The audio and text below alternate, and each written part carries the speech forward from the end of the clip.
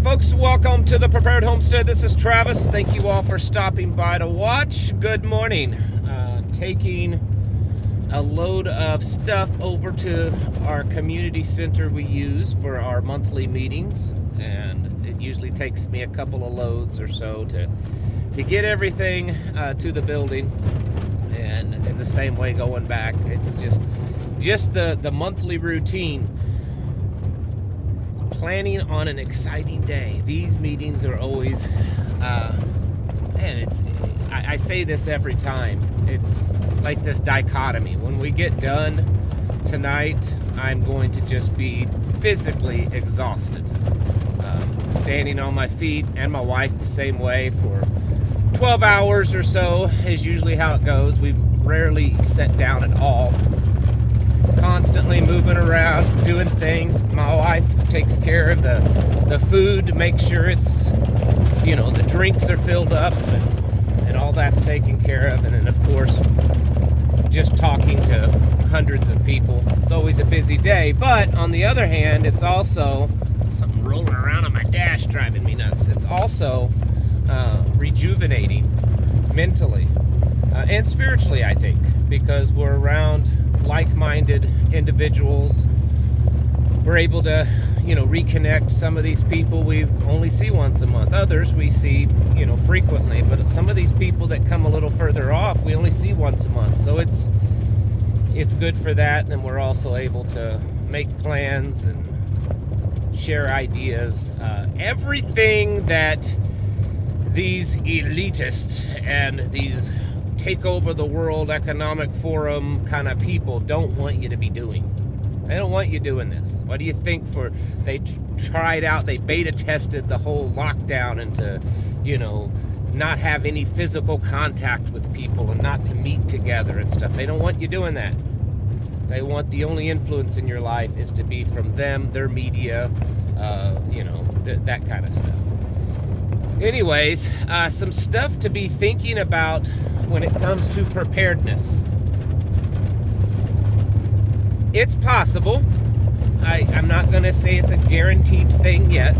I think it's becoming very much more likely that what we are experiencing and will see in the future, probably near future, is going to be more catastrophic than a lot of us think. And when I say near future, I'm not talking weeks or months. I'm talking near as in our lifetime near, over the next few years, even the next decade or two, if we last that long as a people.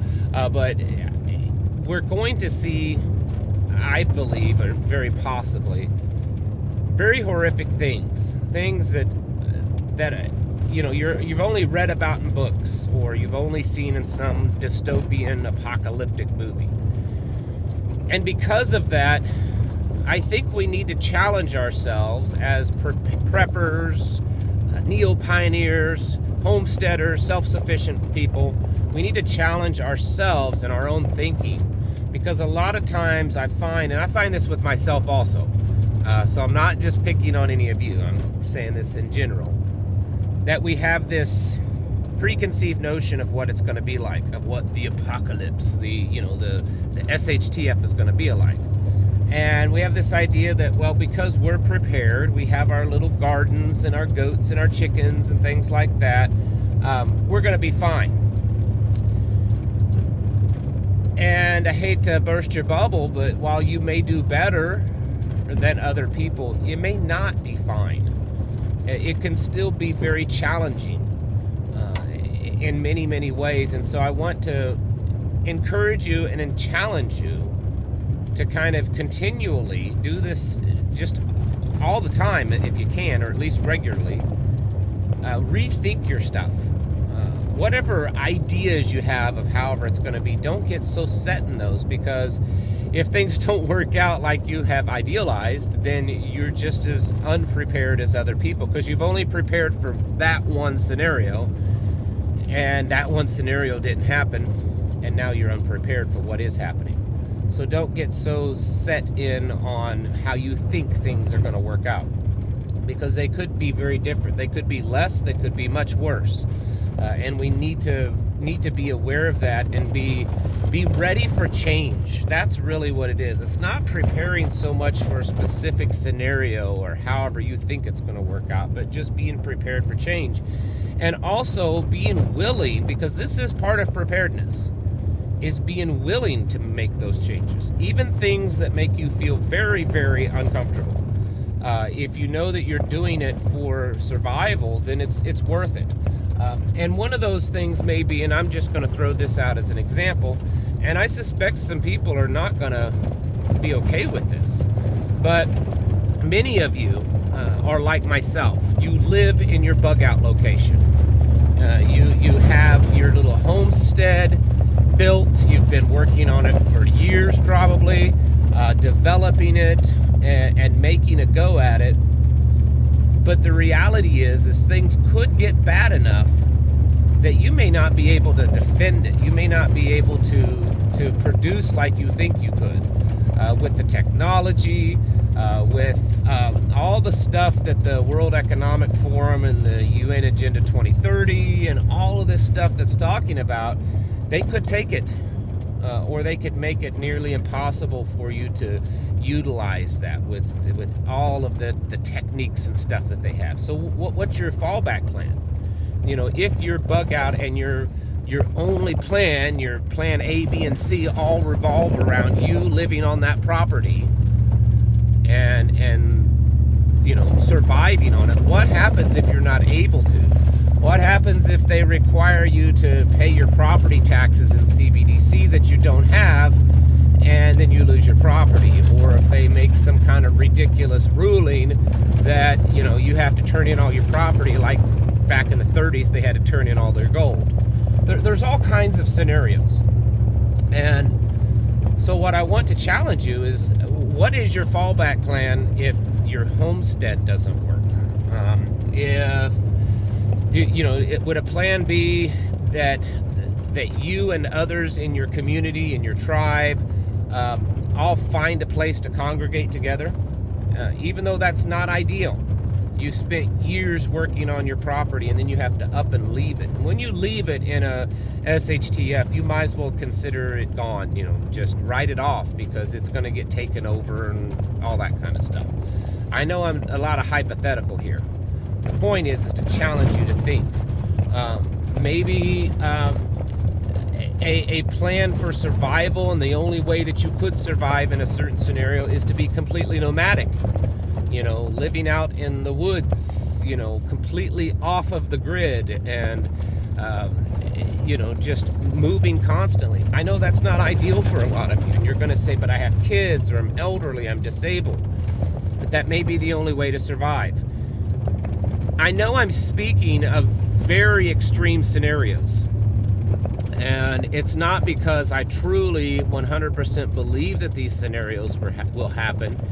It's because in developing a master plan for your survival and your family's survival, you need to at least consider these very extreme scenarios. It doesn't mean that you necessarily put them in a high regard, that, you know, you're putting all your focus on preparing for those very, very extreme scenarios. But it means that you have at least, you know, entertained them, and you've worked up some, if nothing else, some plans on how to survive through very extreme apocalyptic scenarios. I think it's actually good for us to do these things because, like I said, they are within the realm of possibility. And if our plan is to just stand your ground on your homestead, then, you know, if one of these really bad scenarios happen, you may not survive. And if surviving is really that important to you, then you need to come up with some contingencies. For instance, you know, surviving on your property is great, but how are you going to defend it? How are you going to, you know, produce food, do all the work for that, and do the defense of it? If you're just one person or a husband and wife and children, you may need several others. And when that happens, you can't have several others at all their homesteads doing the same thing. Everybody can't defend their individual places on their own and expect others to come help them. Again, it may end up being a thing of everyone congregating on one piece of property. And then you have to decide what that is and where that is and how that structure will work. And because you don't move into it or live this life, many of you don't live this life with the intention of being part of an intentional community, but yet that's what you're stuck with in order to survive. And again, this is just an example. There are other things that could pop up, and you have to be able to make quick decisions and to change plans. And to adapt and to overcome, because that's really the physical goal of this, that enduring to the end in a physical way, along with the mental and the spiritual, is going to require you to be able to be malleable and to adapt and to change, and not be completely set in your ways that this is how I'm going to do it, and no matter if it's successful or not, this is what I'm doing. Well, I guess that's fine, but it may not be successful. And so I would encourage you to keep an open mind and to play out scenarios, things that make you feel uncomfortable. You know, if you're playing something out in your mind, a little war gaming it out in your head, and you start to feel uncomfortable, you're like, no, I wouldn't do that. Then maybe that's the path you should go down on, exploring that scenario. Because odds are, whatever we face is probably going to be very uncomfortable and very possibly not going to be exactly like we have planned. So we have to plan for the unthinkable and plan for the uncomfortable, along with planning for the ideal situation. These are things that I wonder too many times that we as preppers and homesteaders, we just get caught up in what we want to happen and what we hope happens, and not really explore what could happen. And it may be awful, it may be not what we want, it may completely rip us out of what we desire in our comfort zones, but it's certainly something that we should explore. Folks, it's really past the time to get your house in order. So if you haven't done so yet, you're behind the times. You need to catch up. Get your house prepared, and your home, your community, your tribe, mentally, physically, and spiritually. Thank you for watching, and I'll catch you in the next video.